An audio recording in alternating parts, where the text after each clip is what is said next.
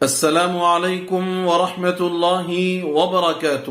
محترم ناظرین، قابل احترام سامعین، عزیز دوستو، آج آپ کی خدمت میں دل درد مند کا ایک پیغام لے کر حاضر ہوا ہوں، اور امید کرتا ہوں کہ اس بندے عاجز کی اس بات کو توجہ کے ساتھ سن کر قبولیت کی نگاہ سے ضرور دیکھا جائے گا۔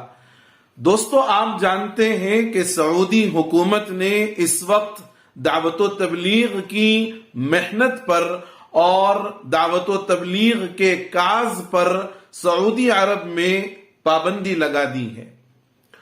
اس سے جہاں سارے مسلمانوں کو دلی اذیت اور تکلیف ہوئی ہے، اور سارے مسلمانوں کو جو کرب اور بے چینی ہوئی ہے وہ ظاہر ہے، اور اس سلسلے میں ہندوستان ہی نہیں بلکہ بیرون ملک اور پڑوسی ملک کے نامور اور قد آور علماء نے سعودی حکومت کے اس فرمان کی پرزور مذمت کی ہے، اور یقیناً یہ چیز لائق مذمت بھی ہے۔ لیکن سعودی حکومت نے جس انداز پر پابندی لگائی ہے، اس کے مسلکی اور سیاسی محرکات جو بھی ہیں واللہ اعلم بالصواب، لیکن اس وقت بالعموم عام مسلمانوں کو اور دعوت و تبلیغ سے منسلک تمام احباب کو، اس کے اکابر علماء کو، اس کے ذمہ داروں کو چند کام کرنے بے حد ضروری ہیں۔ ممکن ہے کہ ہمارے یہ کام دعوت و تبلیغ کی اس محنت پر لگی سعودی میں پابندی کو ختم کرنے میں انشاءاللہ ممد و معاون ثابت ہوگی۔ سب سے پہلی بات تو یہ ہے کہ دعوت و تبلیغ پر پابندی لگانے کے لیے سعودی حکومت نے جن الزامات کو بنیاد بنایا ہے، ان میں 4 الزامات بڑی اہمیت کے حامل ہیں، یعنی ان 4 چیزوں کو بطور خاص انہوں نے الزام میں شامل کیا ہے۔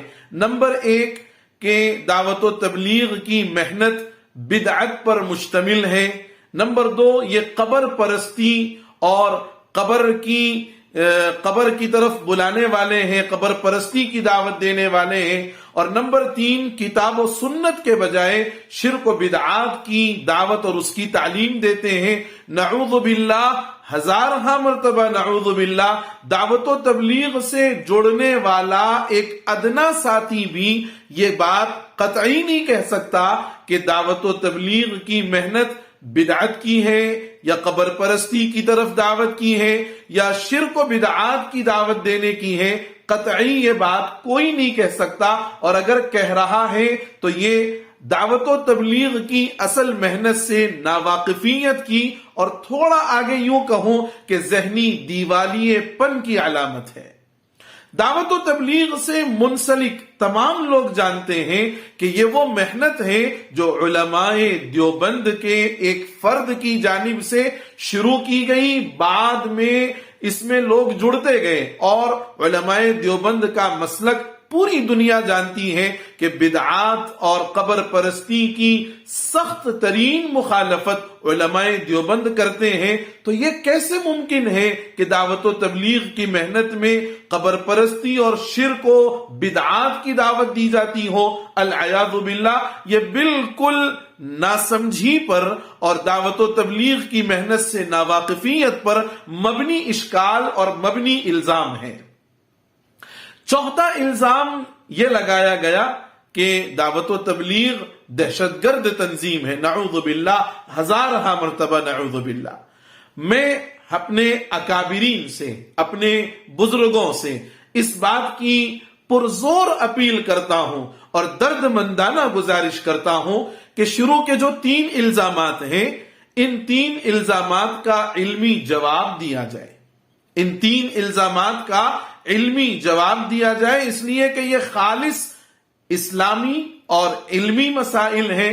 اس کے لیے ایسے علماء تیار کیے جائیں اور ان سے ان اشکالات، ان الزامات کے جوابات تیار کیے جائیں، اور جوابات تیار کر کے یہ چیز ان تک پہنچائی جائے۔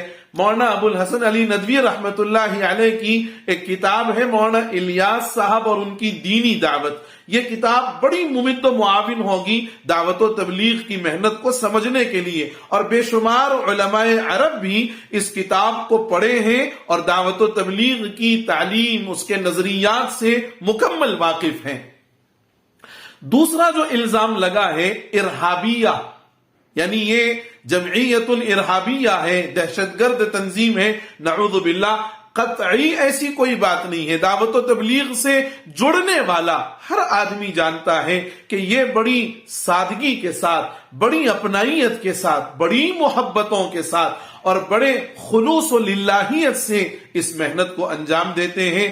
دعوت و تبلیغ کے ذمہ دار احباب یہ اپنے علاقے کے معروف اور مشہور علماء، وکلاء، دانشوران، سیاسی قائدین اور ان تمام لوگوں کو ساتھ لے کر جن کا اثر و رسوخ ہے ایک حلف نامہ تیار کریں اور اس کے اندر اس بات کو لازماً شامل کریں کہ دعوت و تبلیغ کی محنت کا انداز کیا ہے، منہج کیا ہے، طریقہ کیا ہے، اور پھر اس پر 10 ممبران پارلیمنٹ، 20 ممبران اسمبلی، 100 وکلاء، دانشوران اور سیاسی قد آور لوگوں اور بااثر ملی تنظیموں کے ذمہ داروں کے دستخطوں کے ساتھ اور ان کی تائید کے ساتھ یہ حلف نامہ سعودی قونصل خانہ اور سعودی کے جو قونصلیٹ ہے وہاں سے وہاں کے بادشاہ کو پہنچایا جائے اور بتایا جائے کہ ہمارا کاز کیا ہے، ہم کس انداز پر محنت کرتے ہیں، اور جو الزامات لگائے گئے ہیں وہ بے بنیاد ہیں، وہ بے بنیاد ہیں. یہ ایک اہم اور ضروری کام ہے جو کرنے کا ہے. ممکن ہے کہ یہ ذریعہ بن جائے اس پابندی کے ہٹنے کا. اس کے بعد ایک دوسری گزارش بڑی عاجزی کے ساتھ اور بڑی ادب کے ساتھ اور بڑے ہی اپنے اکابر کے جوتیوں کو اپنے سر پر رکھنے کے لیے تیار ہونے کے ساتھ کہ یہ جو ہم نے 2 گروہ میں دعوت کے کام کو بانٹ دیا ہے، میرے بزرگوں، اللہ کے واسطے ان 2 گروہوں میں جو کام بٹا ہے تو اس کے فوائد کم اور اس کے نقصانات بہت زیادہ ہو گئے ہیں.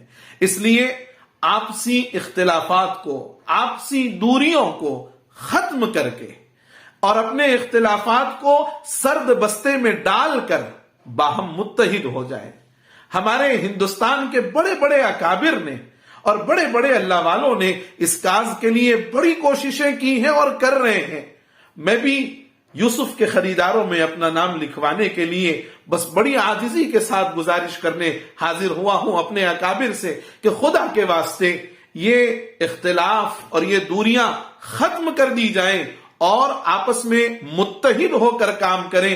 آپ نے ضرور دیکھا ہوگا کہ جب سے ہماری دعوت کی محنت 2 ٹکڑوں میں بٹی ہے، کام بڑھا نہیں ہے، کام آگے بڑھنا کم اور لوگوں کا دور ہونا یہ بہت زیادہ ہو گیا ہے. اس لیے ہو سکتا ہے کہ میری تعبیر قابل اصلاح ہو اور میری تعبیر کو اگر کوئی اصلاح کر دے تو میں اس کا ممنون و مشکور رہوں گا، لیکن گزارش بس یہ ہے کہ خدا کے واسطے اس اختلاف کو ختم کریں، متحد ہو جائیں. جب تک متحد ہو کر کام ہوتا تھا کوئی میلی نگاہ سے دعوت و تبلیغ کی طرف نہیں دیکھتا تھا، کوئی ترچی نگاہ سے دعوت و تبلیغ کو نہیں دیکھتا تھا. آج ہر کوئی دعوت و تبلیغ پر الزام تراشیاں کرتے ہوئے، دعوت و تبلیغ کے کاز کو پتہ نہیں کیا کیا کہتے ہوئے لوگوں نے ایک بڑا عجیب مشغلہ بنا لیا ہے. میں اپنے اکابرین کی خدمت میں بڑی عاجزی کے ساتھ اور بڑی ادب کے ساتھ یہ گزارش کرتا ہوں کہ اللہ واسطے متحد ہو جائیں، اس لیے کہ کام کا مقصد اللہ کے بندوں کو اللہ سے جوڑنا ہے. اللہ کے لیے متحد ہو جائیں. دوسرا ایک کام ضرور یہ بھی کر لیں کہ ضلعی، ملکی اور مرکزی سطح پر علماء کی نگرانی میں کام کریں، علماء کی نگرانی میں کام کریں، علماء سے مربوط ہو کر کام کریں، علماء کو اپنا محسن سمجھیں. اسی طریقے سے مرکزی، ضلعی، صوبائی اور ملکی امیر جو بنایا جائے علاقوں کا وہ بھی لازماً کسی عالم دین کو بنایا جائے. اگر ملک و بیرون ملک کہیں جماعتیں روانہ ہو تو اس کے لیے بھی امیر کا جو انتخاب ہو عالم دین کا انتخاب کیا جائے. اور اسی طریقے سے جو ہمارے ضلعی، صوبائی اور ملکی اجتماعات ہیں، ان اجتماعات میں یقیناً ہم حکومت سے اجازت ضرور حاصل کرتے ہیں.